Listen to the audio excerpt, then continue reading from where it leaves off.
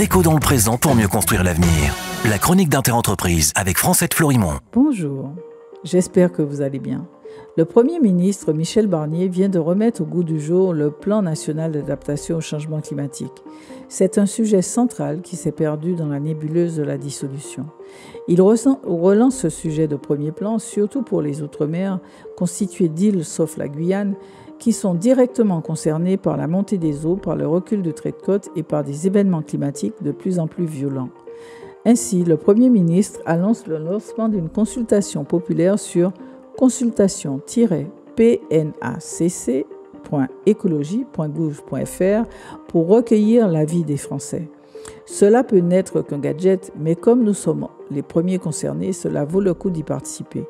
Le Premier ministre a également annoncé 51 mesures. Retenons que celles qui nous concernent directement. Renforcer le fonds Barnier pour accélérer les démarches de prévention des territoires et mieux protéger la population. Maintenir la possibilité pour chacun de s'assurer contre les risques naturels en modernisant le système assurantiel. Prévenir les inondations avec le renforcement des politiques de prévention pour mieux protéger les zones à risque. Renforcer la gestion de l'érosion côtière avec la redéfinition de l'aménagement des territoires côtiers pour protéger les populations du recul du trait de côte. Se préparer aux incendies accrus avec la mise en place de moyens d'action face à l'augmentation des feux de forêt et de végétation. Préserver la ressource en eau face au changement climatique en renforçant le plan eau. Renforcer la sécurité civile avec la modernisation des équipements et moyens pour faire face aux catastrophes naturelles de plus en plus fréquentes. Adapter les logements aux fortes chaleurs avec l'intégration des normes de confort thermique dans la rénovation énergétique. Mettre à disposition des collectivités territoriales les informations nécessaires pour leur adaptation au changement climatique. Moderniser les secteurs économiques en intégrant l'adaptation au changement climatique dans les stratégies des entreprises.